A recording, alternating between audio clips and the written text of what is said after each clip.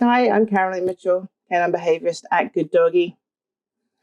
Having a take anywhere dog is a goal. I think most people can say that they would love to have a take anywhere goal. Being able to take their dog to a pub or the park or a friend's house, spend Christmas Day with somebody, and being able to take your dog with you is hugely rewarding, and really it's quite liberating for you and your dog.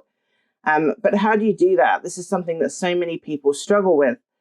So there's lots of different ways. I'm going to go through a few things that you can do with your dog that will help them to become a take anywhere dog. So the first one is to teach them a place command. Um, we're going to teach them to sit on a mat, which you can just take anywhere. So, choose something that's easily rolled up, a towel or something that you can fit in a bag and fold up easily. Then anywhere you go, whether you've gone to visit somebody in their house, whether you're in a cafe, on a bus, you can send them to their place onto this mat that we'll teach them to go to. It will be familiar and it will be easy. And it just is such an easy way of giving your dog a really positive thing to achieve when they're struggling, maybe in an environment they've not been to. So to work on your place command, this is really simple. You pick a mat that you would like your dog to settle on, and you will take them to their mat. You can use a treat to lure them onto there. And as soon as they're on there, you're going to say, go to place or on your mat, something that suits you, but be consistent and use the same command every time when you start this. And you can give them a treat. If they try to come off the mat, just simply return them to it. And just keep on repeating this process until they understand. And you don't need to be with them then to lure them over to their mat. At that point, then you just need to extend the amount of time they spend on it. So the first instance is to teach them what on your mat or go to place means, and then just extend the time that they're there for. And practice this not just at home. Do it in your garden, do it on your walks, do it outside shops, do it in your friend's house. Go to cafes and practice this. And the more places you practice, the easier this will get for your dog, because initially, if you just do this at home, they will associate the mat and you and home as being part of this trick. The more places you practice it in, the less important the location becomes. And that's important for you because the whole point of this command is that you're going to want to use it in lots of different places. So the first thing you can teach your dog is the place command.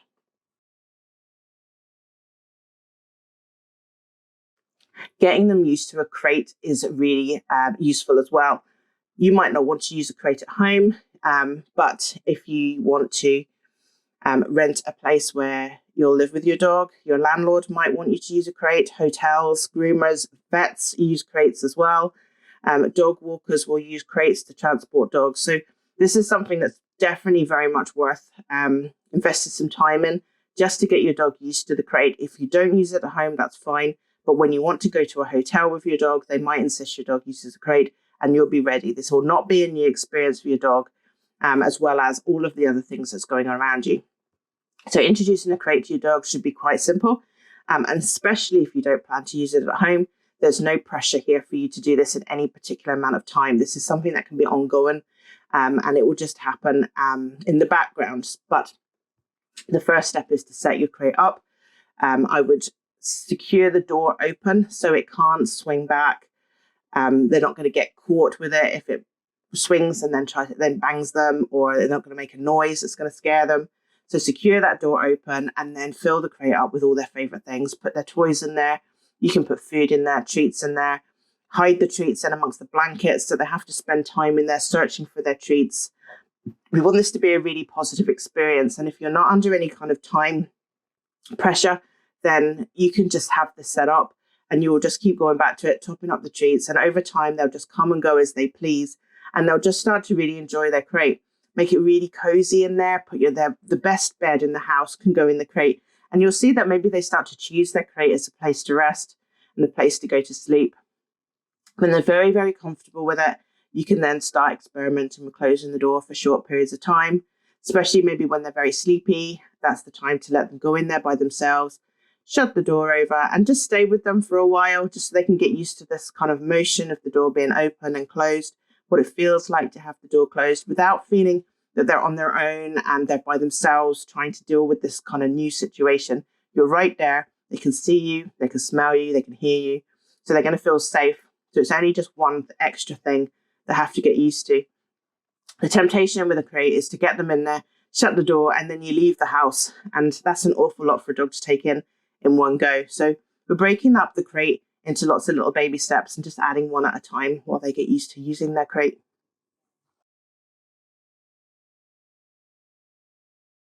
So if you want to take anywhere dog, socialization is going to be a big part of your training plan. We need your dog to be calm in all kinds of situations. So that's going to be your goal with your socialization. You're going to be looking for very calm responses. You're not going to be looking for overexcited responses from your dog. You're not going to take them to the park and encourage them to run like a lunatic, chasing every dog, playing with every dog, meeting everybody. Wow, isn't life wonderful kind of socialization.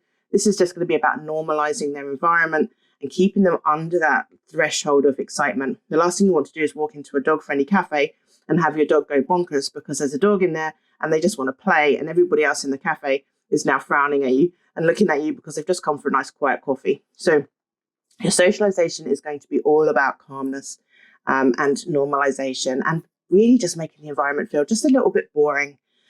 So they're not overexcited by it. They're not constantly going over that threshold where their brain is off and they're just reacting to stuff that's happening around them. So there's loads of ways we can do this. Noise CDs are brilliant, especially if you're thinking about taking them into cafes and places like that. You can play noises to them that they might hear in a cafe that actually might trigger a response from them. So clattering noises, teas and coffees, things like that. We want to get them out and walking in very busy places so that they feel like not everybody's looking at them, not everybody's looking to interact with them. When you take your dog to a place where there's not a lot of people, then it's very obvious to other people that you're there, and some people will want to come over and talk to your dog. So if you went for a walk and met 3 people and they all greeted your dog, then your dog now feels like 100% of the people they meet in their life want to talk to them. So the next time they meet a person, naturally, they're going to expect that. If you take them to a very busy place, the chances are that tens and tens of people will walk past your dog. They won't pay them a little bit of attention at all. And now your dog's thinking that actually only about 1 in 10 people pay attention to them. Their expectations of getting attention from the next person or the next dog, whatever you're working on, is actually quite low. So socializing your dog in very busy places, keeping them calm, getting them used to other dogs, people moving around them, and them not being the middle of all of that, not being the center of attention. And while you're working on your socialization, really firm up their sit command, because when they do greet people, you don't want them jumping up. We don't want them to go to a place like a cafe or on a train and they'd be jumping on everybody that's in there when they do get greeted. We want them to stay calm and stay very stable. So this is a good time to teach them to sit when people are around them if they want attention. So figure that into your plan. Loads of treats, maybe a clicker as well, and start teaching them every single person that they meet they have to sit for before they get attention. And this isn't just people they meet on a walk. Again, we want them to feel like this is an expectation. Every single person they meet will expect them to sit. So therefore, the next person is going to be the same. So everybody in the house, your kids, visitors, granny, anybody that comes into contact with your dog, let's reinforce that. Sit for a pet.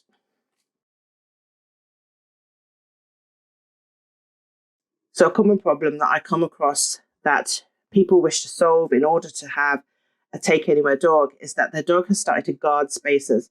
And this can happen whenever you take a space up, the longer you're there, the more likely your dog is starting to look at it as their own space. So when you first arrive on the beach belongs to everybody. All the dogs are running around, loads of smells and everything else. You put your mat down, and within 5 or 10 minutes, you've become very settled in your spot. And the longer you're there, the more the dog will look at that as their own spot.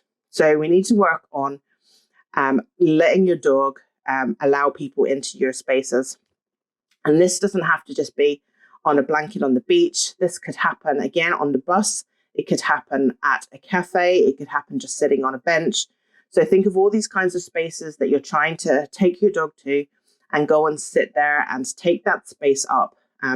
A clicker will be brilliant for this kind of training because you don't need to have a treat for every single click. So you can be sitting on your park bench, and as people walk past you to and from, you can just be clicking your clicker over and over and over and over again. And your dog's going to be feeling very good about the fact that people are nearby. You'll have a treat nearby, so they'll know that once they've gone, they will get their treat. They'll get their reward for all the clicks they've earned. But you don't have to be sitting there like you're feeding a puppy over and over and over again, you know, all these treats. By the time one person's walked past you, if you gave them a treat for every step they took as they went by, then what you could end up with is a very, very fat or very sick dog, or probably both, you know, to be honest. So clickers and reward markers are brilliant for this. They let the dog know that they're doing a good job. They let the dog know they will get a treat later, but not right now. And it allows them to concentrate on what they're doing, continue doing it because you're not constantly interrupting it with a treat. And the learning progress will start to happen really, really fast.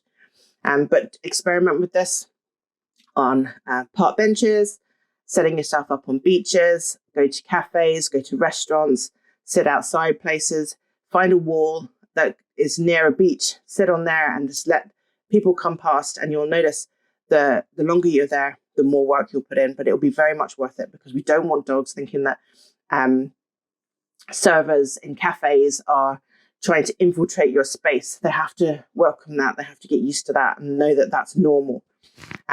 And just a quick note on that as well, that very often, whenever you do take up your space, don't have your dog in front of you, because they'll feel like actually that they're the first point of contact for anybody that comes near your space. And actually that just encourages guarding behavior.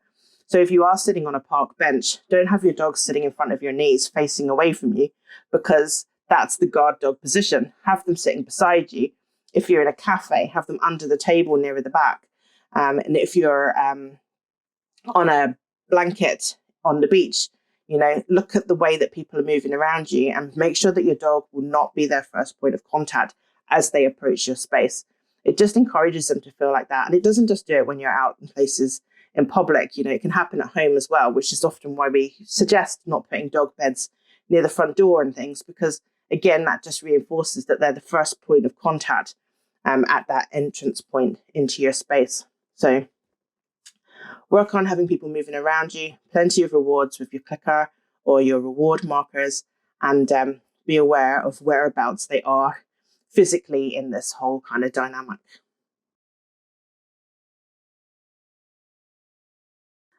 And finally, we want them to be calm. So let's find some calming activities that you can provide to your dog when they are settled, that will just keep them settled, keep them rewarded, and keep them from getting too bored. Lots of toys really excite dogs. Enrichment toys can often be accused of that. You'll know your dog best. You know what happens to them when you give them a toy or an activity to do. Does it raise their excitement levels, or does it calm them down? So a lick mat can be a really calming activity for most dogs. All you just do is spread on something that they like to lick. Could be some cream cheese or some peanut butter or Marmite, meat paste, anything like that. Just be aware if it's not dog friendly to check for the salt and the sugar content, because those are the danger areas, and look for sweeteners that have been added and stuff like that. But if you're looking for something with nothing added, peanut butter, which is just peanuts and oil, you can't go wrong. But get something that's safe for them, spread that onto their lick mat, and most dogs will just settle down and they will just lick and lick and lick. And even once all of the stuff appears to have been gone, they will still go back to it and continue to lick, because there will be some kind of flavor or something left behind that they'll be trying to get at. Licking and repetitive licking is really, really a calming activity. So if you have an excitable dog and you can get them to settle with a lick mat, this can be really beneficial. But you know your dog best. And if you're not sure which toys are good for them, go out and buy your dog a selection of all different kinds. Test them all out on your dog and see what they do. Do they excite them or do they calm them? If they're calming toys, then those are the toys to take to places when you're going to be in hotels or cafes or anything like that. And you need your dog to be settled and to not move around, not get excited, not barking and things like that. And it's very rewarding for them to have something they can just settle down with and work on. There'll be some kinds of long-lasting treats that will have this effect on your dog too. But depending on your dog, some dogs, they get very excited, some dogs get very calm. So experiment with long-lasting treats as well, like yak chews and all those kinds of things that you can get for your dogs. The key takeaway is about making things feel boring and calm and getting your dog used to the kinds of noises that might happen and also the way that people move around you. And once you've nailed all of those, pretty much you'll have a take anywhere dog. Anything else you can figure out as you go along. Take care for now. Bye-bye.